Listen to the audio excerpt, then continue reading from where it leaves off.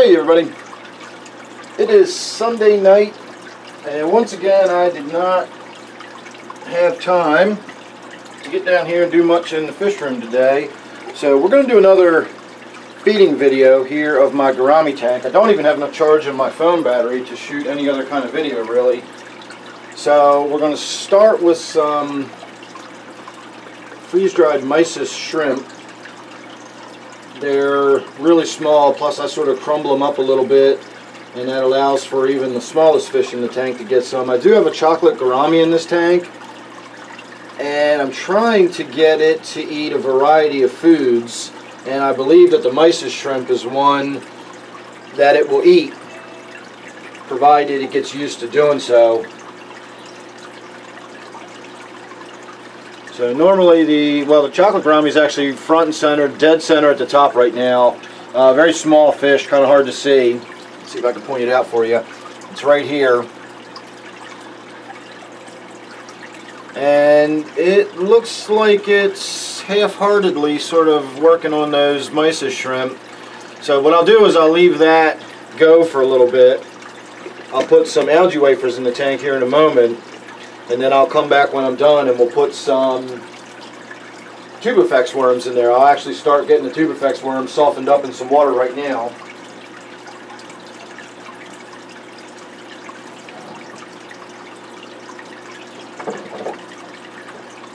If I can find them.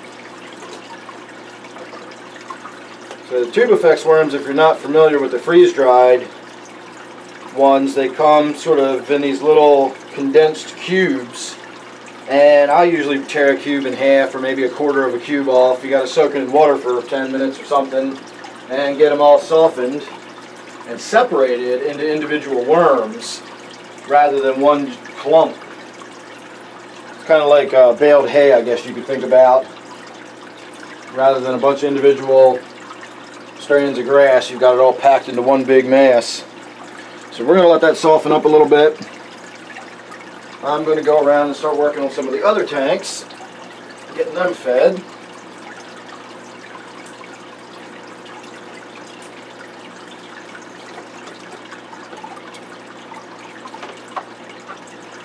Start with the algae wafers tonight, so I'll be working over there in a moment. Put some algae wafers in the bottom.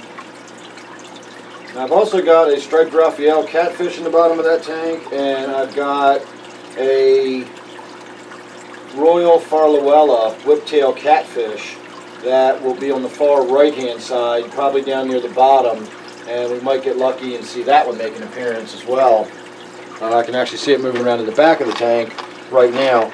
So I'm going to put some crumbled up algae wafers in on the left, and with any luck that might get my striped Raphael out and about moving.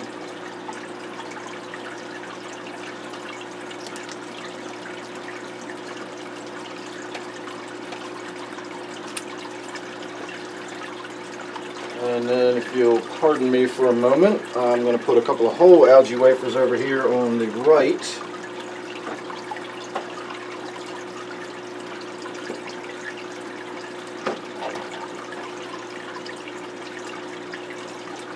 That will ensure that the Farlowella gets some.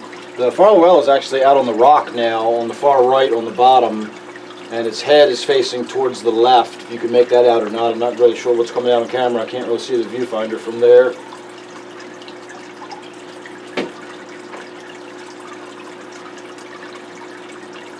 So the other thing I need to do is get in here and finish up the work on my brackish tank. I'm treating it for the red cyanobacteria right now, and today is the day that the treatment's supposed to be finished, and I should be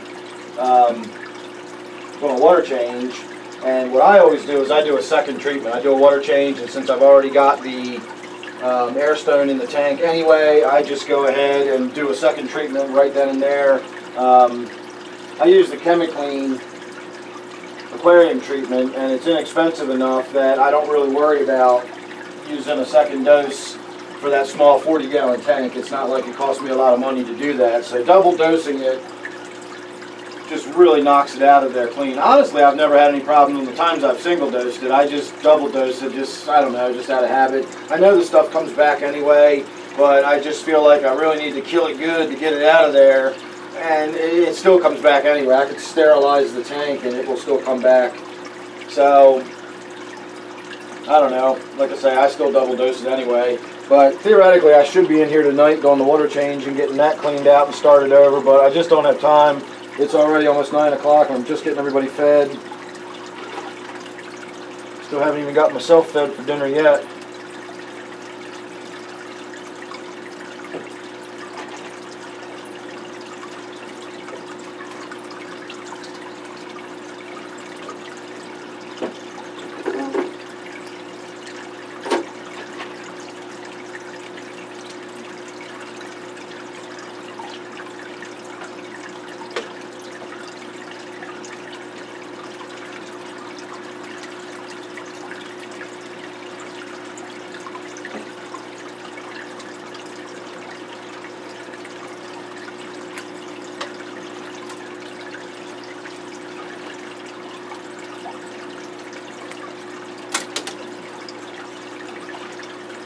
Alright, so that's the algae wafers.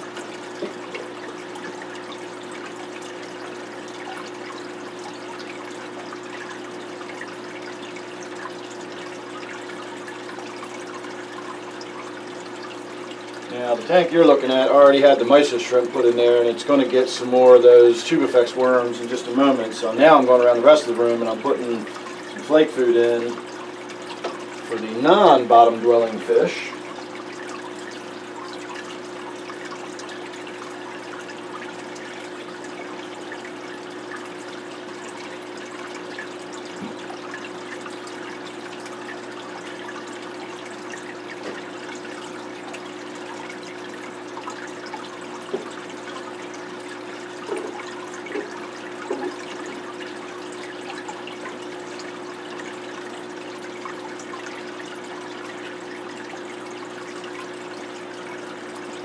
I got the one tank in the other room, and I always have to pop out to go feed that one. And then, of course, I got a couple of specialty fish that need certain foods, like my Tanapoma here. I got to give floating food. So tonight he's getting his staple food, which is freeze-dried krill. And then, of course, I also crumble the freeze-dried krill up in the tank a little bit. I have a lot of fish in this tank that have red, and by this tank I mean my 125. Between the rainbow fish, the Congo tetras, the clown loaches, even the Tanapoma with his brown coloration to him, the shrimp are good for any kind of fish that has those reds or browns in it if you want to enhance their color. So when I'm feeding my Tanapoma, the whole big chunks of freeze-dried krill, I always break it up. I break up other pieces so that the rainbow fish and all the other fish, you know, get the smaller pieces, and everybody gets some freeze-dried krill. And then, of course, my puffer has to get some snails out of my snail tank over here.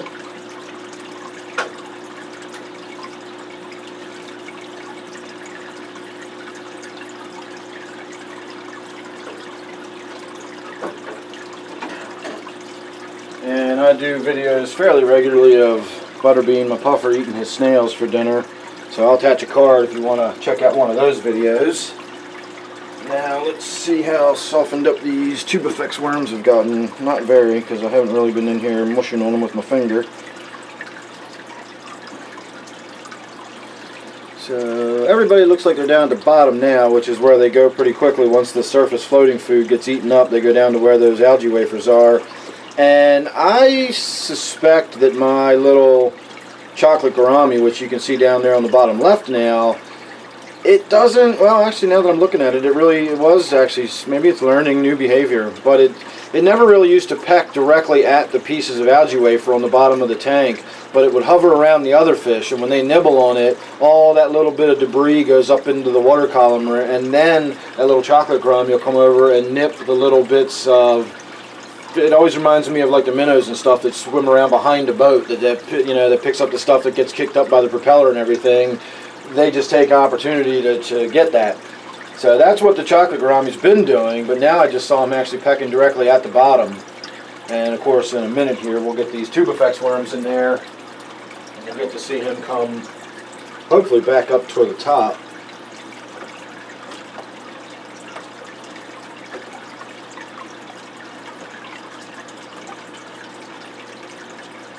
Everybody loves those.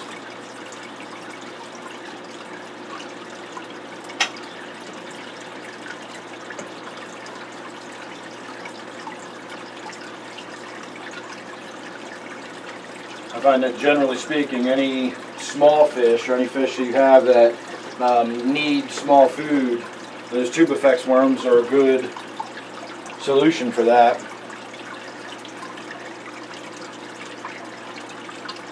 So now that I'm done, let me get you off the tripod here for the last minute or two of the video, and we'll see if we can get some close-ups of some of these other fish I was talking about. Move my tripod here so I don't trip over it.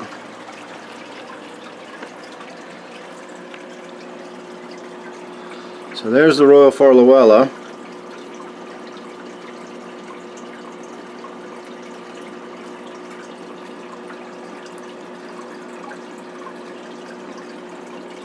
Of course, the clown loach is going to come over here and mug for the camera.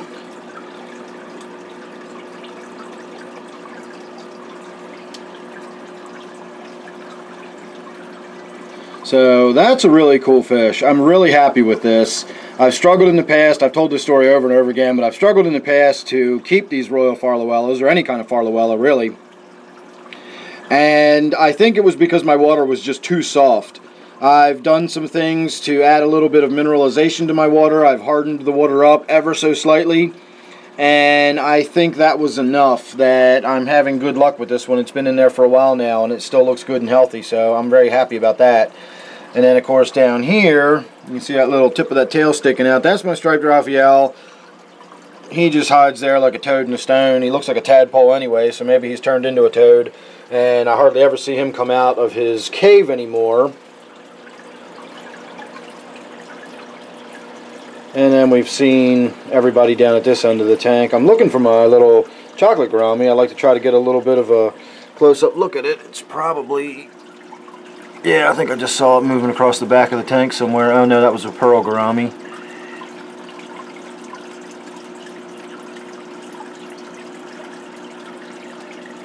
Do not see it. Got my little honey gouramis, got the pearl gouramis. There it is. He's down here on the bottom still.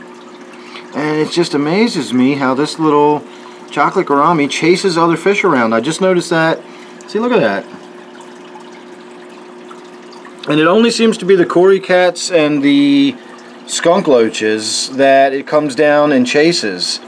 And the last time I saw it doing it, I almost wondered whether or not it was doing it exactly for the purposes of the behavior I was explaining earlier. Like when it dashes down and gets those fish to scurry away like that, when they flee, they kick up a bunch of debris, and then the fish doesn't continue chasing, you know, the gourami doesn't continue chasing the fish it just scared away.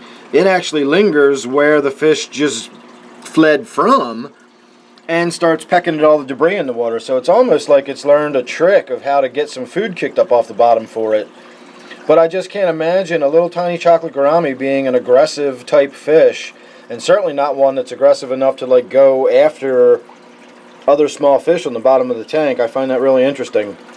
It's a really, really cool fish. I put off getting a chocolate gourami for years. I always wanted one, but I really didn't think my tank was suitable for them until I found out that my water is actually too soft for most fish, and that's perfect for chocolate gouramis. So while I'm trying to find that balance to get enough mineralization in there to keep my whiptail alive and healthy, I also need to keep the tank soft enough to keep my fish, like the chocolate gourami in particular, healthy as well. And that needs a very low mineralization in the water, very soft water. So it's a fine balance in this tank between, you know, one and the other. But it seems to be working, and everybody seems to be doing well. I'm really happy with the way it's turned out. The tank's looking good, and that's always a good thing. So thanks for watching, everybody. Hope you enjoyed. Make sure you subscribe, that way you won't miss anything I got coming up. I really do more than feeding videos, but as I've said before, it's high summer. I'm just out and about. I'm doing a lot of other stuff. As the weather starts to change, I'll be spending a lot more time down here in the fish room, so you can look forward to a lot more stuff coming up in the future. And again, if you're subscribed, you won't miss any of that. So don't forget, this one here is my 55-gallon gourami tank. Thanks again for watching. Hope you enjoyed, and I'll see you real soon in the next one.